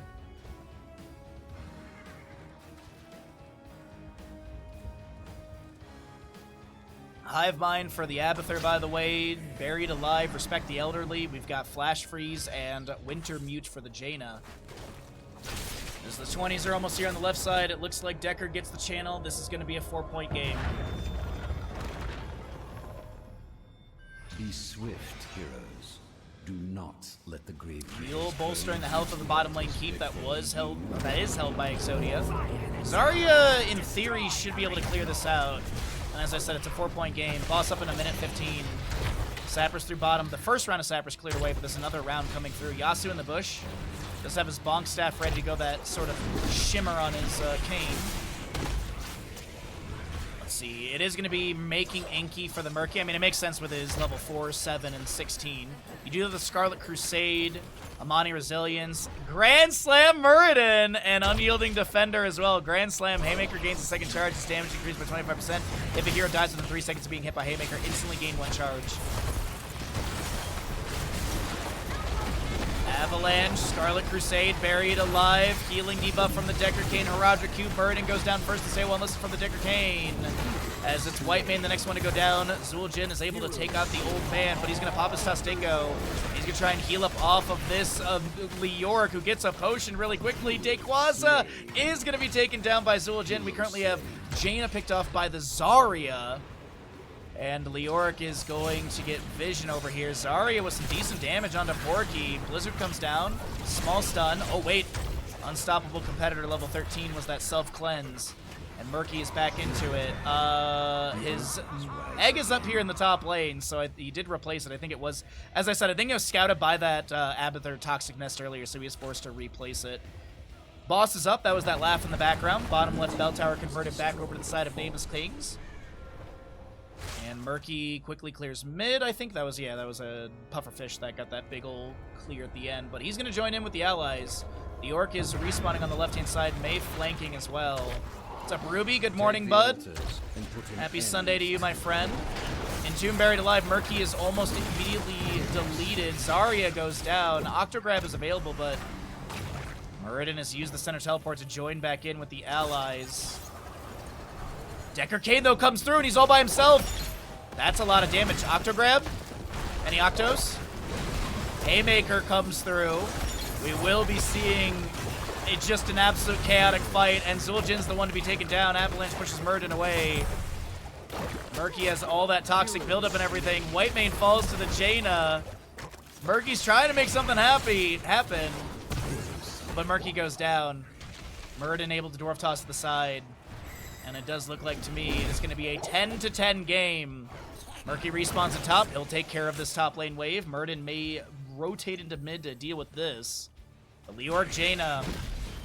They're going to get bottom left bell tower, and they're going to look for 5 shots to have the 1-shot advantage, I do believe.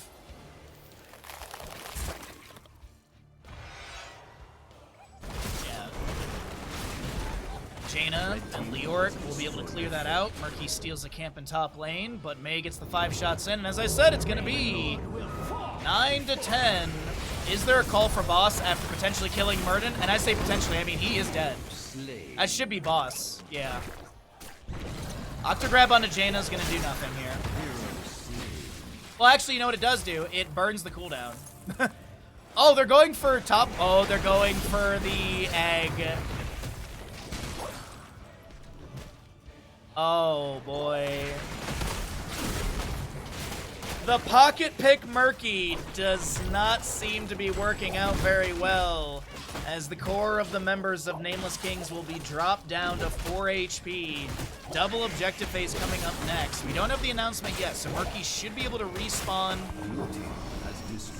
in time. But there's the 4 shots that make this a 6-point game leading for Exodia.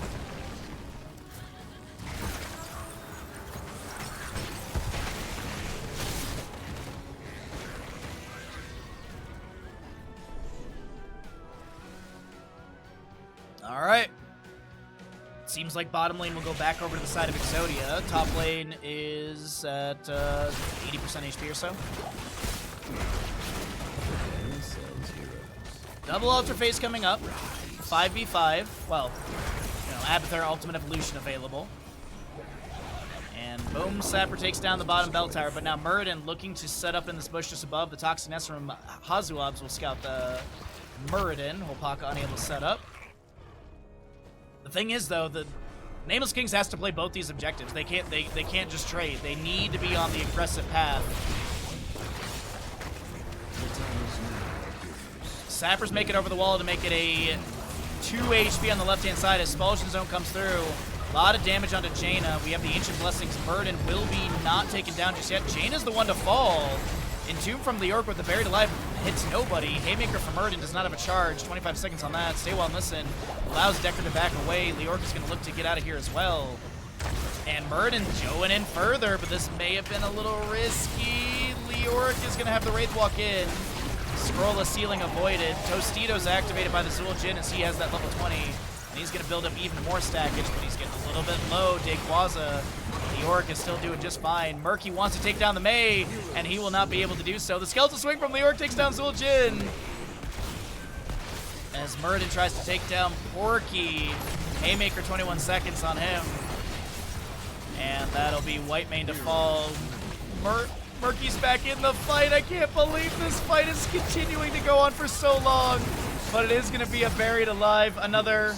Finland! And that is going to be GG. Ladies and gentlemen, that will be Exodia taking map number 3 on Towers of Doom. And Exodia now are the ones who are a map away from punching their ticket into the grand finals. Coming up next, this best of 5 series hinges, at least for the members of Nameless Kings, on map number 4. Gosh.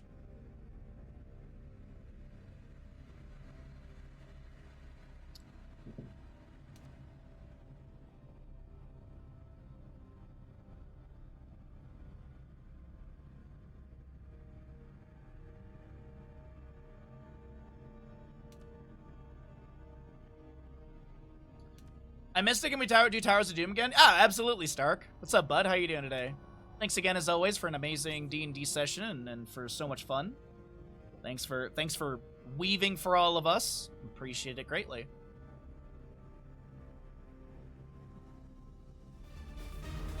Welcome back, everybody, into map number 4 of this best of 5 series. In the lower bracket final of this Meta Madness day number 4 of the playoffs, realistically. But either way, we're going to get into this. We do have a wonderful Tomb of the Spider Queen map available. There are going to be 48 heroes unavailable. You have 30 from the first 3 maps, and then 18 from the restricted list. You have some bans that don't carry over at the top of the screen. It's a Meta Madness style of draft, so where the hero pools are getting smaller and smaller and smaller.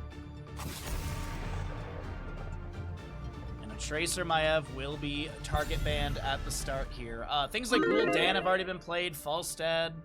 Kerrigan has not been played, but I would expect one of these 2 teams to ban it away.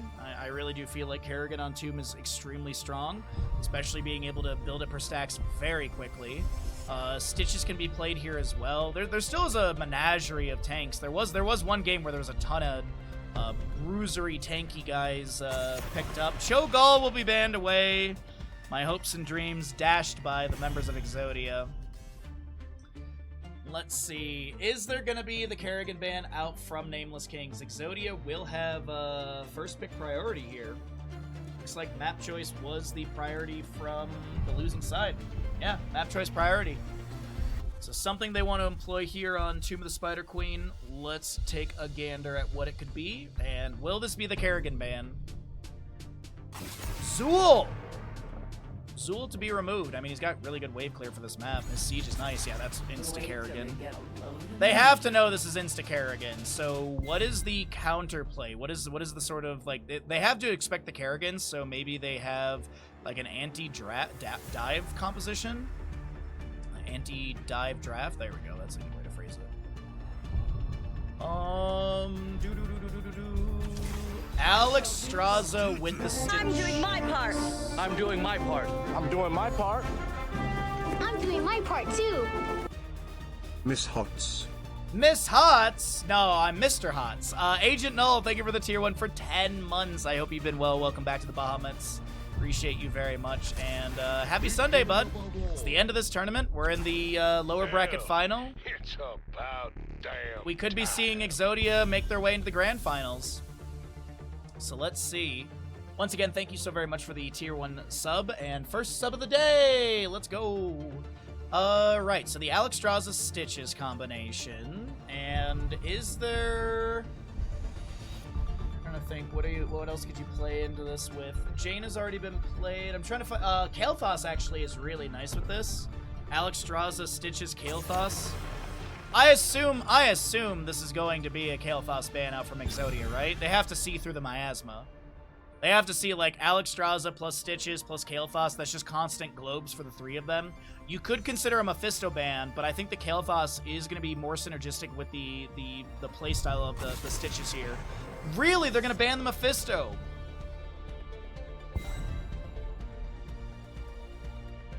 Zul'jin was played last map. Zul'jin was played on the previous map. As I said, Kael'thas actually slots into this, and I know he hasn't been played yet in the series. So, Kael'thas for more globes. There it is, okay, good. Everyone has a globe quest at level 1 so far. Diablo with the Tychus Stukov Kerrigan. And a D.Va solo lane, okay. Are they legitimately just building a comp with level 1 questing talent globes? I don't think that. I'm trying to think, like, who else has a globe level 1? That's available to be drafted too. That's the other thing too that I'm trying to figure out. Golly gee, I'm blanking.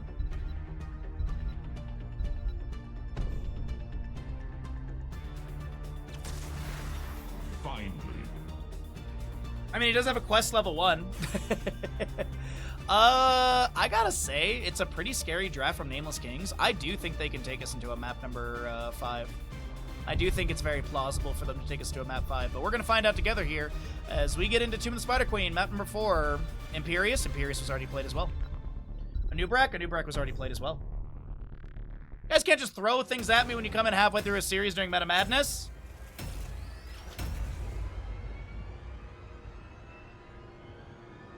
Rusty Advantage is level 4.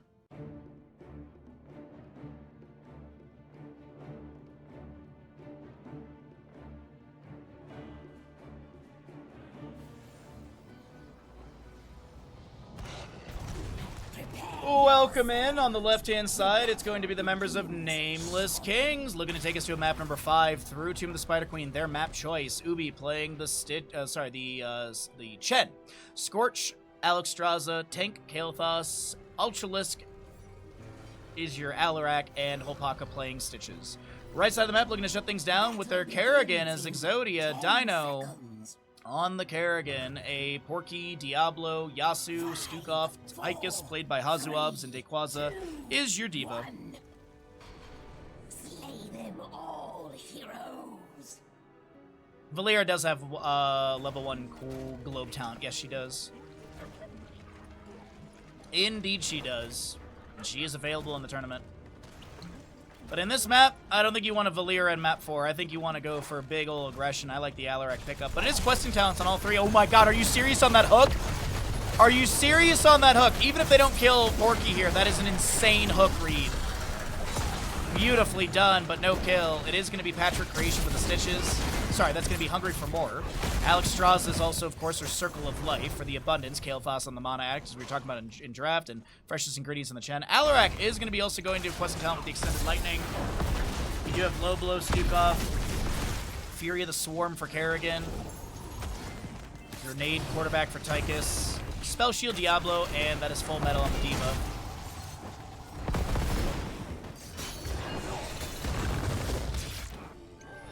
So his right side camp is grabbed, left side being worked on by Alarak as well. Alexstrasza and Kael'thas will come over here and help him out really quickly. Chen in the bottom lane being dove on by the Diablo. The way to push him goes out. The slow, the lurking arm, the sustained damage, the stagger though. Ubi lives. Stitch is still soaking in mid lane. Alexstrasza and Kael'thas will be, actually, no. Kael'thas behind still in globes. I guess he didn't get the camp globe there. But mid lane will be cleared out. The biggest thing is just getting Alexstrasza to 15. Like, the biggest thing is getting Alexstrasza stacked up as fast as possible. She's honestly the most important of the 3 of them, I guess you could say. Chen will get his pretty quickly. He's already on 5 of 15. Not too bad on Tomb of Spider Queen. Back in mid lane, though. Big fight breaking out. Holpaka a little bit low. A hook onto Dino. Kerrigan ravages over to the minion wave and able to back away, throws down the impaling blades. And it's a little bit of siege onto the fort gate here. Ultralisk, I think, is trying to step up for a potential stack on the extended lightning. But he does have negatively charged, also trying to build that up as well.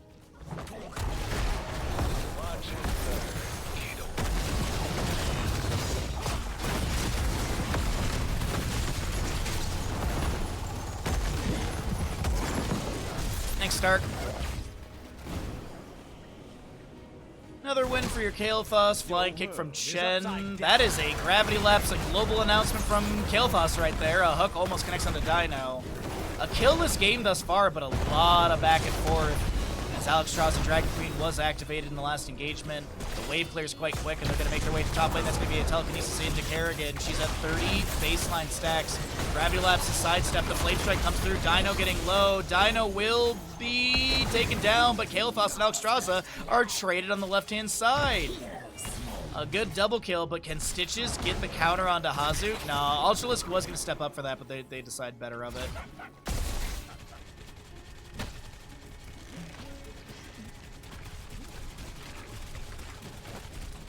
How daft sometimes stream titles don't update for me.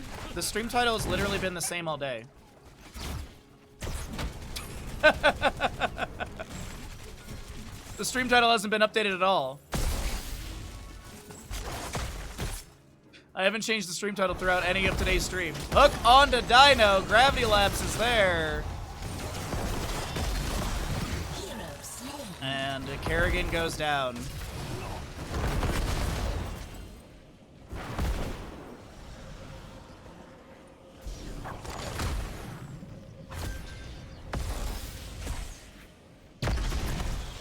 Hanzo in top lane is zigging and zagging, and he will be able to avoid fatal damage. Taps well as your Chen in bottom lane.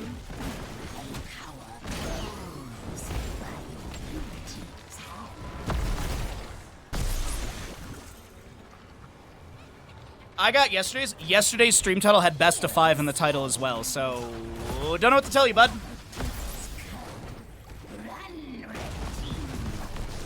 Is the grand finals tomorrow? Oh, no, today.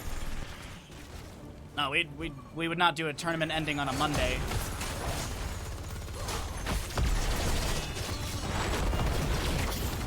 Shadow Charge overpower from the Diablo. Firestomp's coming through. Upper bracket final was yesterday afternoon. Well, morning for me. Hook lands onto your Stukov. The telekinesis is there. The gravity lapse onto Stukov as well. Body blocks from Hopaka are in place. Kael'thas does have his stacks available for his activation of the Arcane Barrier. The hook misses onto Hazuabs. And Alarak permanently reduces his sadism from the level 7 with the applied force. He can get that 10% back from level 1 if he's able to complete it. As the first Webweaver phase has been completed, it was in favor of Nameless Kings.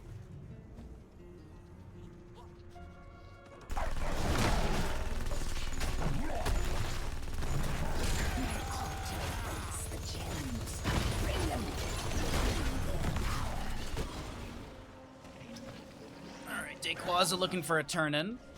Chen gonna be delaying that out probably with a Keck Smash and Flying Kick. There it is. Left side camp is also gonna be grabbed. Right side being worked on as well. Kerrigan. Primal Grasp and Impaling Blades activated, but no pull onto Chen. The red Webweavers will descend, and we've got our Heroics on the right side. It is going to be a Micro Missiles, as well as your Lightning Breath, and a Odin, Ultralisk, and Stukov Massive Shove. Boost in from Diva. Bottom lane siege setup is looking really nice currently, as Ward in bottom lane is already opened up, or at least the gate is. A hook finds just one of the spider summons. And Kael'thas looks to clear out mid lane wave. Diva with her micro missiles poking a little bit onto him. The Wandering Keg pushes back the enemies. The hook gorge onto Diablo underneath tower shots. Lurking arm from Stukov as we do have Porky able to back away. Chen goes down on the right side of the engagement. Kael'thas has managed to clear out mid lane. He's working on top currently, and bottom lane will confirm the fort. Good defense from Kael'thas in the double soak from mid to top. And bottom lane fort will be lost here. Heroic-wise on left side, we do have the Gorge, Kael'thas Phoenix, Lifebinder, Wandering Keg, and Counter-Strike. The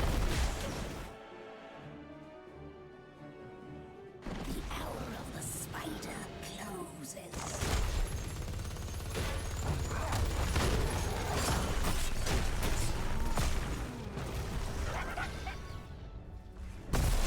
Alright. Destroy the Gem count, looking good for another Webweaver summoning on the right side, and they're immediately going for a bit of a turn in here. 18 and 21 will get them quite up there to 39. Take a look here really quickly and see who's holding the remainder of the turn in, and it's going to be Diablo currently. And he actually gets that in the bottom turn in. So back-to-back turn in coming out from Exodia. Micro missiles poke out. A hook misses. What's the slow on micro missiles again? Is it 30%? Okay. It doesn't stack up, does it? No, slowing by 30 for 2 seconds. Okay. Stitch is almost on his extended hook. He does have 1 round of upgrade for his speed, so he's got 10%. When he hits the 40 mark, he'll have 15%. Just a little bit of milestone for him. Alarak still working through that level 1. We do have Chen, Alexstrasza all done with their level 1s as well. Alexstrasza taken down by the Stukov low below. Does have the growing infestation in it. Hunger's level 13 for the reset potential. It's going to be Webweaver, Wandering Keg, pushing people up into the corner here. There's going to be a Flame Strike from Kael'thas. He does have that Burn Flesh, and it's going to be Stitches and Chen taking down. Wait, what? I was really anticipating Exodia to lose more there, but nicely done from Exodia. They managed to only lose their Kerrigan. And this will be mid lane Webweaver about to expire. Top lane managed by the Alarak, but all 3 forts have been taken down. Keep front gates are weakened, if not fully removed. And I think this is, I was gonna say, this is probably a boss call at this point, their top lane. Anyone for Harrison Jones? Nah. Well.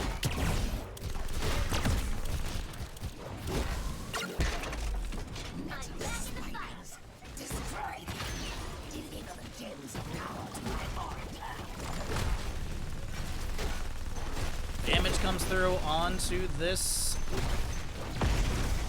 boss as Diablo's kind of anchoring below. The hook misses. They actually leash the boss. Micro missiles fired out. Overpower, Shadow Charge onto Stitches. He steps into the boss pit to break vision and such.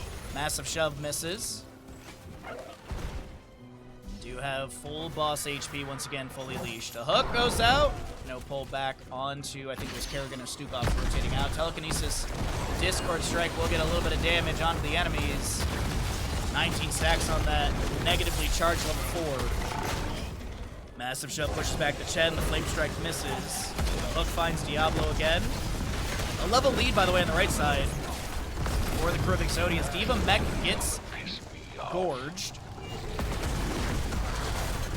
Lurking arm down from Stukov. She does not have the availability to pop the mech explosion in time. She will be able to dash to the side with her pilot mode good to go. The Alarak goes down, losing whatever sadism he may have picked up. Alexstrasza falls to the Ultra Lisk of Kerrigan for that last little auto. Big shot from the Diva. Shadow Charge in. This may just be the ending of this map. I mean, death timers are kind of long. They've got Odin. They're here on the left-hand side on the key. They don't have a minion wave, which is a bit of an issue. Maybe it's get keep and then that's just it. They're playing aggressive here. Porky going in deep. Lurking arm down on the ground. Kerrigan ravaging in. Micro missiles almost take down Hopaka, but the overkill from Tychus will be available. Diva Mech is lost. Stitch is taken down. Bottom lane wave is pushing in. A Wandering Keg from Jen pushing people around. Splits the Stukov from his allies. Diablo comes in with the Shadow Charge. And Yasu's trying to get away. The lurking arm underneath him. Not enough, and that'll be some gems dropped. Meanwhile, Diablo hit with the Gravity Labs taken down as well. Souls expended. And now Kerrigan in top lane is... Dino's dead. I don't really know what was going on right there, but Dino's dead. They also lost a lot in the gem economy. They went from above 40, I think they were around like 50-ish gems, and now they're at 23. The enemy team of Nameless Kings do have the availability for a turn-in, but that kind of felt a bit throwy on the Exodia side. I don't know why. That was just really weird from Dino and stuff. Huh.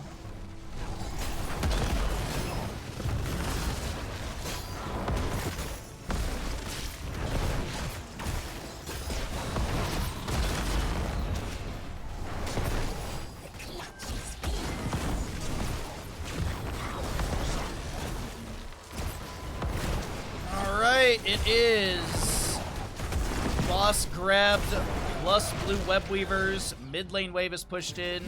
Bottom lane wave is pushed in. But top lane, most beneficial lane during all of this. But I really don't think this is going to be a... Oh, wait, hold on. Gorge on the Diva in bottom lane. Mecha explosion. She'll torpedo dash to the side, but Alarak is coming through for the flank. Wandering Keg pushing Diva around, kind of saving her, realistically. Daquaz is down. Daquaz does die. Double camp pushing up in mid. This Web Weaver plus boss in top lane may get the fort, and that's really about it.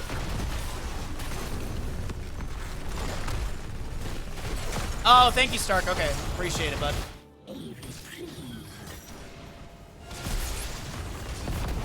I was like, what is he doing? Thank you. Because, like, there was a minion wave that I think he could have ravaged into and gotten away, but either way, okay. Good to know. I just didn't have the perspective. Neither team have a turn-in. 33 of the 60 on the left, 10 of the 60 on the right. Boss, of course, as we had mentioned, has already been... The top lane fort still lives with, like, triple-digit numbers. 230 HP. Mid lane camp is pushed in. Massive shove from Stukov. Gravity Labs onto Diablo. The Phoenix comes out as well.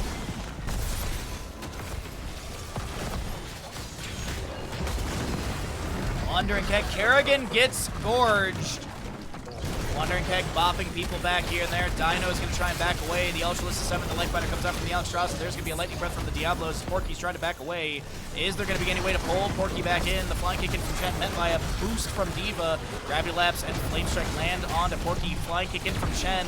Was that a mistake, though? Did he go in a little too deep? The micro misses the tower shots. The flying kick, the stagger is there, but the healing from Alexstrasza comes through, but I think Kael'thas needed the heals as well, and he will fall to Stukov damage. A hook misses onto the Odin. A lurking arm down from Stukov.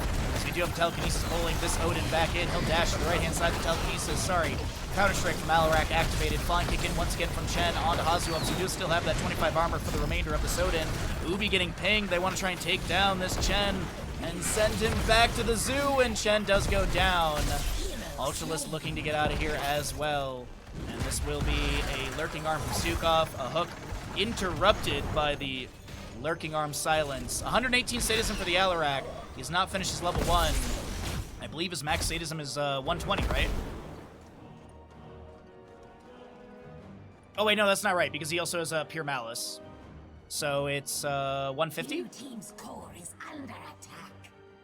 Minus 20, minus 20, plus 30, plus 20, yeah.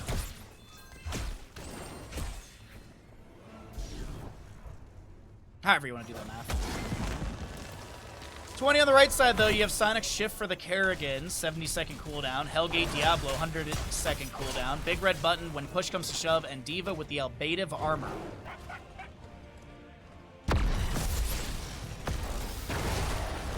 Shadow Charge activates the Lightbinder from Alexstrasza, but no 20 towns here on the left-hand side. Alarak gets deleted by the Nexus Forces. The Wandering Keg pushing Kerrigan around. She'll pop the Chrysalis and the Lurking Arm underneath her to, silence the enemies and allow her to get the Sonic Shift to the side. Dino so very low with 200 HP. The Flame Strike will take down the Kerrigan. Flying kick in again from the Chen onto Yasu. Yasu is going to get a Healing Pathogen activated, but will be taken down. The bottom lane keep still remains here. Diva Mech Explosion, big shot on the Scorch, who will be able to step out of the radius of that and be able to throw down an abundance for some healing.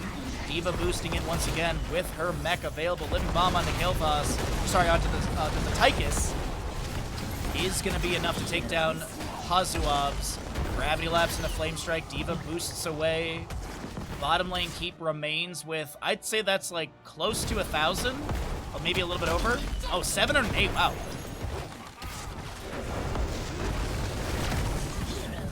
Flamethrower Kael'thas. Oh, that is a max range hook onto Diablo. Are you serious? Wandering Keg. If they can take down Diablo in the next 10 seconds, they'll get a Finland here. And I do think we're heading to Northern Europe, everybody. Finland! does get picked up by the Nameless Kings, and it is Hungry Stitches. You do have your Hasty Bargain for the Alarak. Activate to permanently reduce Alarak's status by 4% and reset the cooldowns of his basic abilities. You do have your Purifying Brew, Ritual of Life, and as we just saw, the Flamethrower from Kael'thas. Increase the cast range of Flame Strike by 40%. If Flame Strike hits 2 or more heroes, its cooldown is reduced by 4 seconds. Good synergy with the level 7 as well. Burn Flesh. When Flame Strike damages 2 or more heroes, they take additional damage equal to 8% of their maximum health. Massive shove from Stukov onto the Stitches as he looked to invade this camp. Blue Webweavers will descend on the left-hand side of Nameless Kings. They want that map 5.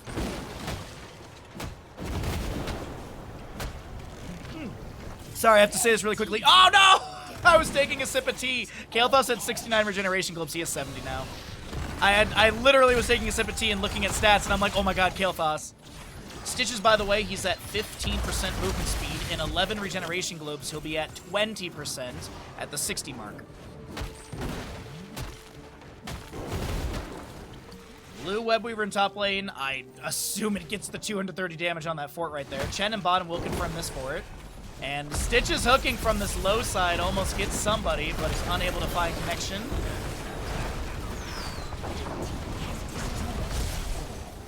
Diablo Souls are maxed out once again, or full.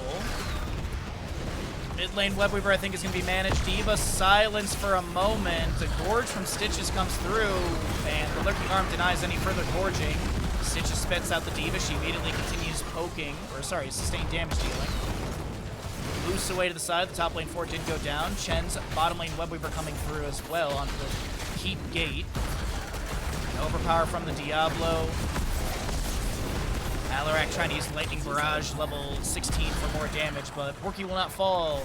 And as we enter into the 20-minute mark of the map, the boss is up and available once again for the top lane. But the members of Nameless Kings, they're rallying post-level 20 very well to take us into a map number 5. Hellgate in from Porky. Lifebinder immediately activated onto the Kael'thas with the Ritual of Life level 20, as I mentioned. Ultralisk a little bit low. Flame Strike onto Diablo. He answers back with a Flamethrower of his own. With his Lightning Breath. Wait. Master Assassin finished out the rare Master Assassin completion. Chen's going to wander and keg, but I don't think they want to chase this. They just go Boss Core. Flying kick over to the right side. Diablo is... It's just awkward. Well, they don't have a Stukov, so I guess they're not really going for core here on the left side. Overkill should be enough to take down Ubi. Ubi will... Oh, wait. Purifying Brew. A flying kick to the side. Globes to be gathered, and Grenade shuts it down. Over here on the left-hand side, there was another engagement happening.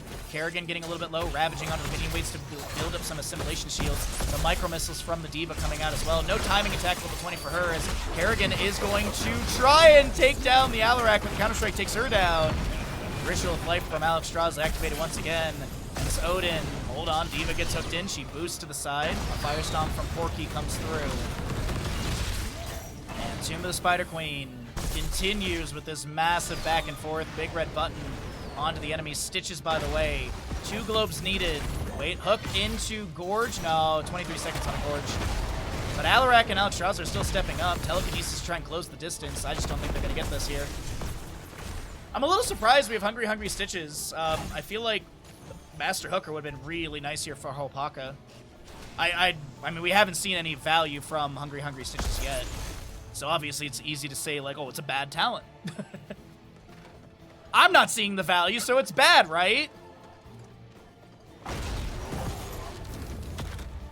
Another hook going out right there. Slam onto Diablo. He is looking to wiggle his way out. The Gravity Lapse misses. Soul Shield or Spell Shield activated. Will expire. There's a Gorge onto Diablo. Micro Missiles.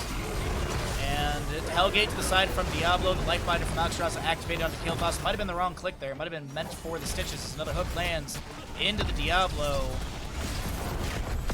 Defense Matrix from Diva activated. And we continue on Tomb of the Spider Queen. Boss still up, by the way. 22 minutes in. Both teams are pretty far away from a turn-in. 35 of 65 on the left-hand side. 14 of 60 on the right. 84 regeneration globes for the Kael'thas, 60 on the Stitches, so he does have What did I say, 20%? I believe it's 20%, but I also want to see his health pool. Yeah, so 20%. Stitches currently has a health pool of nearly 9,000 HP. Compared to Diablo, the enemy tank, 8,163. So nearly a 900 difference between the two tanks right there. And for the Kael'thas, if you're curious, his mana bar is nearly 2,000, so that's a 2,000 arcane barrier.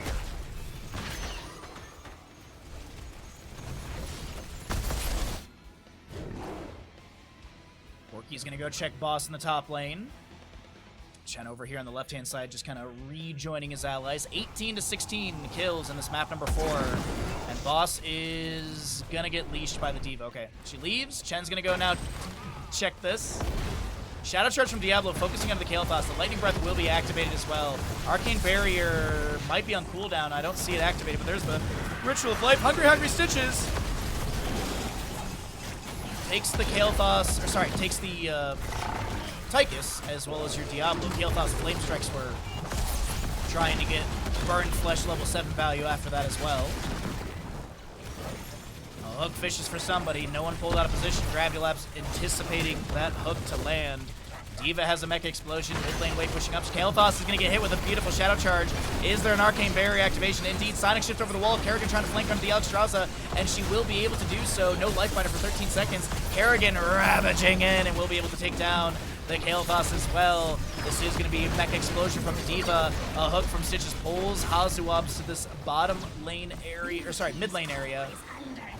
And now Chen with the Wandering Keg activated, trying to push Yasu to the side, tried to spin or rotate out of this. Freshest Ingredients channeled for all but a second into an immediate self-cleanse. There was a moment where they're like, let's go Boss, and Diva's like, I'm going core, bye.